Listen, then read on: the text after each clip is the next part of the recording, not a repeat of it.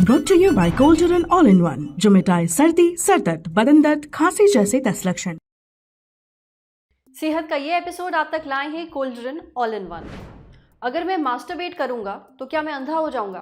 क्या मैं नपुंसक बन जाऊंगा? क्या अच्छी सेक्स लाइफ के लिए लिंग का साइज मैटर करता है? मुझे अक्सर नाइटफॉल होता है।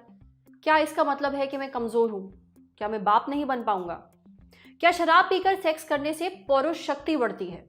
क्या पीरियड्स के दौरान अनसेफ सेक्स करने के बावजूद भी प्रेगनेंसी नहीं होगी? ये 5 ऐसे सवाल हैं जो आप में से बहुत सारे लोगों ने हमें कई बार भेजे हैं। अब सबका नाम लेना तो पॉसिबल नहीं है और बहुत सारे लोग ऐसे भी हैं जो नहीं चाहते थे कि हम शो पर उनका नाम लें। इसलिए हमने इन सारे सवालों की एक लिस्ट बनाई और पूछा एक एक्सपर्ट से। वैसे भी बात जब सेक्स की आती है तो हम में से ज़्यादातर लोगों में जागरूकता की कमी है। हम अपनी समस्याओं के बारे में खुलकर बात करने से झिझकते हैं और जब सही सोर्स से जानकारी नहीं मिलती है तो पहलते हैं मिथक। इसलिए आज हम सेक्स से जुड़े 5 बहुत ही आम मिथकों के बारे में बात करेंगे। सुनिए एक्सपर्ट्स क्या कहते हैं। मैस्टरबेशन के बारे में लोगों का मानना है कि मैस्टरबेशन कॉजेज ब्लाइंडनेस, या मैस्टरबेशन की वजह से एक्ने हो जाते हैं, या आंखों के नीचे डार्क सर्कल्स हो जाते हैं, या फिर इम्पोटेंसी हो जाती है, आंखें ढस जाती हैं, या गाल पिचक जाते हैं, स्पर्म काउंट कम हो जाता है आदि। तो ऐसे कई मिथ्स हैं जो कि कंप्लीटली बेसलेस हैं। मैस्टरबेशन एक हार्मलेस एक्टिविटी है। मैस्टरबेशन तब प्रॉब्लमेटिक होता है जब आप उसके एडिक्ट हो जाते हैं, क्योंकि कोई भी एक्टिविटी जब एक्सेस में की जाती है तो उसको लत बनते देर नहीं लगती। एंड जैसा कि हम सभी जानते हैं कि किसी भी चीज का एडिक्शन अच्छा नहीं होता, तो ये चीज मैस्टरबेशन के साथ भी है, क्योंकि जब आप उसके एडिक्ट हो जाएंगे तो जायज सी बात है कि आपकी day to day life disturb होने लगेगी, टीनेजर्स की स्टडीज इफेक्ट होने लगेंगी, सोशल एब्स्टिनेंस होने लगेगा, क्योंकि आपका मैक्सिमम टाइम इसी में निकल जाता है। वो अपने गोल्स पर फोकस नहीं कर पाते, तो वो चीज गलत है। कई लोगों में देखने को मिलता है कंपल्सिव मैस्टरबेशन, यानी कि मैस्टरबेट करना ही करना है, फिर चाहे उनको एक्सटर्नल स्टिमुलेशन मिले या ना मिले। आप उसको लेकर इतना ज्यादा ऑब्सेस्ड हो जाते हैं कि आपकी फिजिकल एंड साइकोलॉजिकल डिपेंडेंसी उस पर पूरी तरीके से हो जाती है कि बिना करे आपको चैन नहीं मिलता, आप खुद की इच्छाओं पर काबू नहीं कर पाते, बिहेवियर ऑल्टर होने लग जाता है, तो वो गलत है। या आप इतना हार्श तरीके से कर लेते हैं कि कोई इंजरी हो जाए, या फिर यदि आपने पार्टनर के साथ सेक्सुअली इन्वॉल्व होने से ज्यादा मैस्टरबेशन प्रेफर कर रहे हैं खुद को सेटिस्फाई करने के लिए, या कई लोगों को प्रोन मैस्टरबेशन की गलत हैबिट भी होती है, तो ये एक अलार्मिंग सिचुएशन है एंड आपको एक क्वालिफाइड डॉक्टर से जल्द कंसल्ट करना चाहिए। कुछ लोगों में मैस्टरबेशन के कारण जो गिल्ट होता है उसकी वजह से emotional health and self esteem पर भी असर पड़ता है, तो ये मत होने दीजिए। यदि आप एक हद तक कर रहे हैं, सही तरीके से कर रहे हैं, तो इससे कोई प्रॉब्लम नहीं होगी, वो पूरी तरीके से नॉर्मल है। बस एक्सेसिव के लिए ऑब्सेसिव मत हुई। एक हेल्दी मैस्टरबेशन आपको प्रोस्टेट कैंसर के रिस्क से भी बचाता है। क्या पीनस का साइज मायने रखता है वुमेन को सेटिस्फाई करने के लिए? तो देखिए, ये भी एक बहुत बड़ा मिथ है कि जितना लंबा पीनस साइज होगा उतनी ही बेहतर सेक्स लाइफ होगी, और इस मिथ की पहली बड़ी वजह है पॉर्न। दूसरा है lack of sex education. Porn की वजह से लोग अपने माइंड में कुछ अनरियलिस्टिक इमेज क्रिएट कर लेते हैं, और शिक्षा की कमी और जागरूकता के अभाव के कारण उसे सच भी मान लेते हैं, और इसी वजह से वो रियलिटी से भी दूर हो जाते हैं। देखिए, फीमेल्स की जो वजाइना होती है उसकी एवरेज डेप्थ लगभग 6 इंच होती है, जिसमें कि आउटर 1/3 पार्ट वजाइना यानी कि आगे का 2 इंच का पार्ट प्लस द एक्सटर्नल जेनिटला जैसे कि क्लिटोरिस है, तो उसमें सबसे ज्यादा नर्व एंडिंग होती है, सबसे ज्यादा सेंसेशन होता है और वो संवेदनशील होती है। और जो इनर 2/3 पार्ट ऑफ वजाइना है that is around 4 inches which is virtually insensitive. तो यदि आपकी पेनिस का साइज 2 इंच तक भी है ऑन इरेक्शन, तो वो काफी है आपके पार्टनर को सेटिस्फाई करने के लिए। फिर maximum females length of the penis से ज्यादा क्वालिटी ऑफ सेक्स से इंप्रेस होती हैं। तो इसके लिए प्रॉपर फोर प्ले करिए, क्वालिटी सेक्स करिए। ये आपके रिलेशनशिप को, आपके वैवाहिक जीवन को हेल्दी, आनंदमय एवं सुखमय बनाएगा। युवा पीढ़ी की जो सबसे बड़ी सेक्सुअल समस्या है वो है नाइटफॉल, जिसकी वजह से वो डिप्रेशन तक के शिकार हो जाते हैं, क्योंकि उन्हें ऐसा लगने लगता है कि वो इम्पोर्टेंट हो जाएंगे, या वो सेक्सुअली कमजोर हो जाएंगे, या उनका सीमेन कम हो जाएगा, या उन्हें इनफर्टिलिटी हो जाएगी, या उनकी कल को मैरिड लाइफ नहीं चल पाएगी, उनकी पार्टनर उन्हें छोड़ के चली जाएगी, एंड सो ऑन। तो देखिए, ये भी एक मिथ है, क्योंकि नाइटफॉल एक नॉर्मल फिजियोलॉजिकल फिनोमेना है।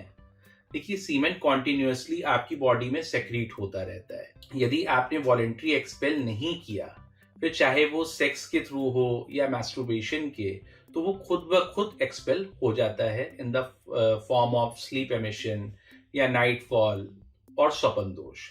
एग्जाम्पल के तौर पर समझिए, तो अगर आपके पास एक ग्लास पानी भरा हुआ है और आप उसमें और पानी डालेंगे, तो क्या होगा कि वो अपने आप ही बाहर निकलने लगेगा।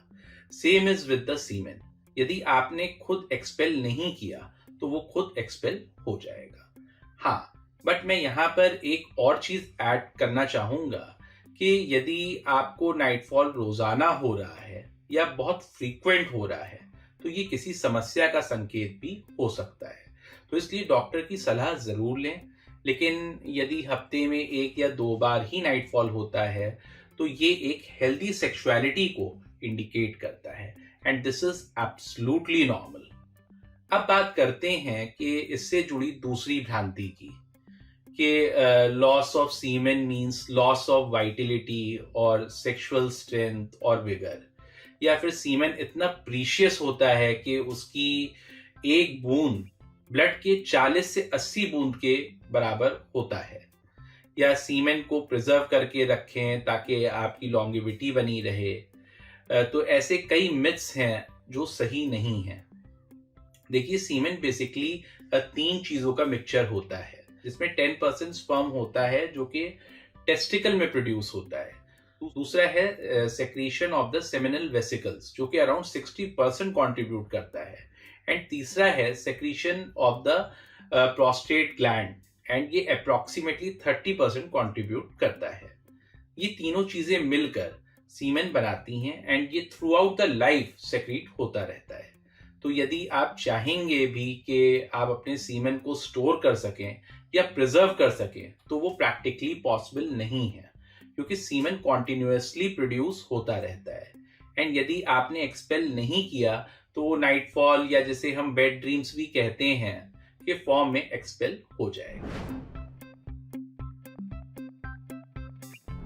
ये जो धारणा है वो मुझे लगता है कि हर एक वर्ग के लोगों में बैठी हुई है, फिर चाहे वो शिक्षित हों या फिर अशिक्षित। लोगों को ये लगता है कि शराब पी के सेक्स करने से स्टैमिना बढ़ता है, ड्यूरेशन बढ़ता है, उनको और भी ज्यादा आनंद आता है। हालांकि इसमें कोई संदेह नहीं है कि शराब का सेवन करके संभोग करने पर पहले तो यह अनुभव अवश्य हो सकता है, लेकिन आगे चल के दिक्कतें बहुत बढ़ जाएंगी। वक्त के साथ आप संभोग करने में असफल भी हो जाते हैं, क्योंकि शराब उत्तेजित करती है, कामनाओं को बढ़ाती है, इच्छाओं को जगाती है, लेकिन उनको पूरा करने की शक्ति छीन लेती है। क्योंकि अल्कोहल का सेवन करने से पेनिस में ब्लड सप्लाई कम हो जाती है, साथ ही ये आपके सेंट्रल नर्वस सिस्टम को डिप्रेस कर देती है। नतीजा, इरेक्शन लाने में या मेंटेन करने में दिक्कत होने लगती है। और यही सेम चीज फीमेल्स में भी होती है। जब वो अल्कोहल का सेवन करती हैं तो जेनाइटल्स में ब्लड फ्लो कम हो जाता है, लुब्रिकेशन कम हो जाता है, देयरफॉर फ्रिक्शन बढ़ जाता है, जिससे सेक्स में पेन भी हो सकता है। तो इसलिए ये सिर्फ और सिर्फ एक मिथ है कि स्टैमिना बढ़ेगा या फिर ड्यूरेशन बढ़ेगा। ऐसा कुछ नहीं होता, बल्कि अल्कोहल आपको शारीरिक तौर से कमजोर कर देता है। एक और कॉमन मिथ है, वो है कि यदि आपने पीरियड्स के दौरान अनप्रोटेक्टेड सेक्स किया तो आप प्रेग्नेंट नहीं होंगे। हालांकि आपकी जानकारी के लिए बता दूं कि ऐसा नहीं है। इवन पीरियड्स के दौरान भी यदि आपने अनप्रोटेक्टेड सेक्स किया है तो भी प्रेगनेंसी हो सकती है। वो बात अलग है कि पीरियड्स की स्टार्टिंग के 1-2 दिन में पॉसिबिलिटी ना के बराबर होती है, बट विद टाइम बढ़ जाती है। इवन अगर आप ब्लीड भी कर रहे होते हैं तब भी। तो एंड ऑफ द पीरियड के दौरान यदि अनप्रोटेक्टेड सेक्स किया तो भी प्रेगनेंसी के चांसेस होते हैं, क्योंकि फर्टिलाइजेशन के लिए फीमेल एग एंड मेल के स्पर्म्स की जरूरत होती है। तो जहां ओवरी से एग रिलीज होता है तो 12 से 24 घंटे तक सरवाइव करता है, वहीं स्पर्म टिल 5 डेज तक सरवाइव कर सकता है। एंड क्योंकि ओवुलेशन यानी कि रिलीज ऑफ एन एग कभी भी हो सकता है, देयरफॉर फर्टिलाइजेशन की भी पॉसिबिलिटी रहती है। वैसे मैक्सिमम फीमेल्स की हम बात करें तो उनकी साइकिल 28 से 30 दिन पे होती है। तो ओव्यूलेशन है वो अराउंड 12 या 14 डे के इर्द गिर्द होता है, लेकिन वहीं कुछ फीमेल्स की साइकिल 21 दिन की भी होती है, तो उसमें 7 डे के अराउंड ओव्यूलेशन देखने को मिलता है। तो वहीं दूसरी ओर कुछ की 35 डेज या इससे ज्यादा की होती है, तो उनमें ओव्यूलेशन में भी 21 डेज के अराउंड हो। तो देखिए, ओव्यूलेशन की डेट एंड टाइम वेरी करती है वुमन टू वुमन।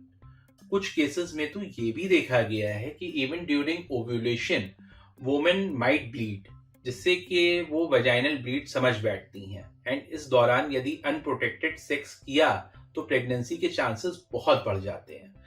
तो इसलिए यदि आप प्रेगनेंसी नहीं चाहते हैं तो जरूरी है कि आप प्रोटेक्टेड सेक्स ही करें।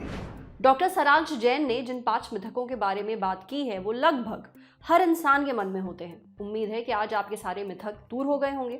अपनी सेक्सुअल दिक्कतों को इग्नोर ना करें। अगर आपको कोई समस्या महसूस हो रही है तो गूगल बाबा के चक्कर में ना पड़े, किसी एक्सपर्ट से मिलें और सही राय लें। अब बढ़ते हैं सेहत के अगले सेगमेंट की तरफ। जानिए सोते सोते आपके हाथ सुन क्यों पड़ जाते हैं। एक बात बताइए, क्या आपके साथ भी ऐसा होता है कि आप सोकर उठे और आपको एहसास हुआ कि आपके हाथ सुन पड़ गए हैं, सुइयां चुभ रही हैं? परेशान मत होइए, ये बहुत ही आम बात है। कई लोगों के साथ ऐसा होता है, पर क्यों? ये हमें बताया डॉक्टर प्रवीण गुप्ता ने। ऐसा इसलिए होता है क्योंकि सोते समय आपकी कोई नस दब गई है। बहुत बार हम अपने हाथों पर सो जाते हैं, जिस कारण नसों पर पड़ता है प्रेशर, वो दबती हैं। अब अगर आपके हाथ सुन हैं, यानी आपकी अल्नर, मीडियन और रेडियल नसों पर प्रेशर पड़ा है। ये नसें आपकी गर्दन से शुरू होकर आपके हाथों तक जाती हैं। जो अल्नर नसें होती हैं वो आपके फोरआर्म की मांसपेशियों को कंट्रोल करती हैं। फोरआर्म यानी कोहनी और हथेलियों के बीच की जगह। यहाँ मौजूद मांसपेशियां आपको चीज़ों पर अपनी पकड़ बनाने में मदद करती हैं। फोरआर्म में अल्नर से ज़्यादा मीडियन नसों का रोल होता है। मीडियन नसें आपकी इंडेक्स और मिडिल फिंगर की मांसपेशियों को कंट्रोल करती हैं। ये सेंसेशन को कंट्रोल करती हैं। अधेड़ उम्र की महिलाओं में, डायबिटीज़ या फिर थायराइड के मरीजों में ये बहुत आम होता है। इसे कार्पल टनल सिंड्रोम बोलते हैं। ये मीडियन नर्व की दिक्कत से होता है, क्योंकि मीडियन नर्व बैंड के नीचे से जाती है और अल्नर नर्व बैंड के ऊपर से जाती है। रेडियल नसें कंट्रोल करती हैं आपके हाथ के पीछे के हिस्से और अंगूठे को। अब आपकी किस नस पर प्रेशर पड़ा है उससे तय होता है कि आपको हाथ के किस हिस्से में झंझनाहट हो रही है या सुन महसूस हो रहा है। इसलिए सोते समय कुछ बातों का ध्यान रखिए। अपने हाथों और कोहनी को मोड़ कर मत सोइए। अगर पेट के बल सोते हैं तो हाथों को साइड पर रखिए। हाथों को सिर के ऊपर नहीं, साइड पर रखकर सोइए। और हाँ, अपने हाथों को तकिए के नीचे रखकर सोना अवॉइड करिए। अब वैसे तो उठकर हाथ सुन महसूस होना ये बहुत ही आम बात है, पर यह चिंता की वजह तब बन जाती है जब उठने के बाद भी खून का दौरान वापस ठीक ना हो और हाथों के साथ साथ कंधे, गले और पीठ पर भी आपको सुन महसूस हो, मांसपेशियां कमज़ोर लग रही हों और दर्द हो रहा हो। तब ज़रूरी है कि आप फ़ौरन डॉक्टर से मिलें। हो सकता है ये किसी और मेडिकल कंडीशन का संकेत हो, जैसे रात को झंझनाहट जैसी दिक्कतें कार्पल टनल सिंड्रोम के लक्षण हो सकते हैं। समझे? अब बारी है सेहत के आखिरी सेगमेंट की, खुराक, एक झकास सी हेल्थ टिप। आज बात करेंगे सफ़ेद, भूरे और लाल चावल में कौन सबसे ज़्यादा फायदेमंद है। जो लोग वजन कम करने की कोशिश कर रहे हैं उन्हें अक्सर खाने में सफ़ेद चावल की जगह भूरे यानी ब्राउन राइस या फिर लाल चावल खाने की सलाह दी जाती है। तो वाइट राइस, ब्राउन राइस और रेड राइस में क्या अंतर है? वेट घटाने के लिए इनमें से कौन सा चावल सबसे बेहतर होता है और क्यों? ये सारे सवाल जानने के लिए हमने बात की डाइटिशियन पायल शर्मा से। चावल में 4 तरह की परतें होती हैं: हस्क, ब्रान, जर्म और एंडोस्पर्म। इसमें से सिर्फ ब्रान, जर्म और एंडोस्पर्म को ही खाया जा सकता है, हस्क को हटाना होता है। इसके बाद 3 परतें बचती हैं। सफ़ेद चावल में ब्रान और जर्म की परत को भी हटा दिया जाता है। इस वजह से इसमें फाइबर की मात्रा कम हो जाती है। दूसरे चावलों की तुलना में इसके पोषक तत्व भी कम हो जाते हैं। भूरे चावल में केवल हस्क को ही हटाया जाता है। ये सबसे ऊपरी परत होती है। इसमें ब्रान, जर्म और एंडोस्पर्म मौजूद होते हैं। इस वजह से इसमें फाइबर, आयरन और मैग्नीशियम अच्छी मात्रा में होते हैं। इसका पाचन धीरे धीरे होता है। हमारा पेट ज़्यादा देर तक भरा हुआ महसूस होता है और ये चावल वजन कम करने में मददगार साबित होते हैं। आजकल लाल चावल भी बहुत ज़्यादा ट्रेंड में है। लाल चावल में फाइबर और आयरन काफ़ी ज़्यादा मात्रा में होते हैं। फाइबर की वजह से पेट भरा हुआ महसूस होता है, भूख कम लगती है और वजन घटाने में मदद मिलती है। इसमें एंथोसाइनिन नाम का एक एंटीऑक्सीडेंट भी होता है। इस वजह से ये और पौष्टिक हो जाता है। इतना ही नहीं, ये ब्लड प्रेशर और कोलेस्ट्रॉल लेवल को भी कम करने में मदद करता है।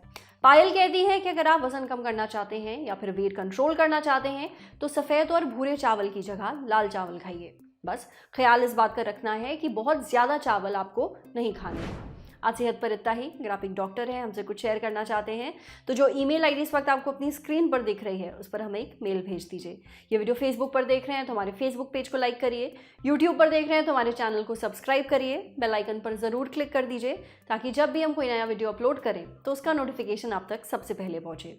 वीडियो खत्म करने के पहले एक ज़रूरी सूचना, 16 फरवरी से शुरू हो चुकी है क्रिप्टो करेंसी की क्लास, मतलब एक नया पैसा सीजन 2। आपके तमाम सवालों के जवाब, चिंताओं का निदान और शंकाओं का समाधान एक ही जगह पर। देखने के लिए जुड़े रहिए द ललन टॉप के साथ। शुक्रिया।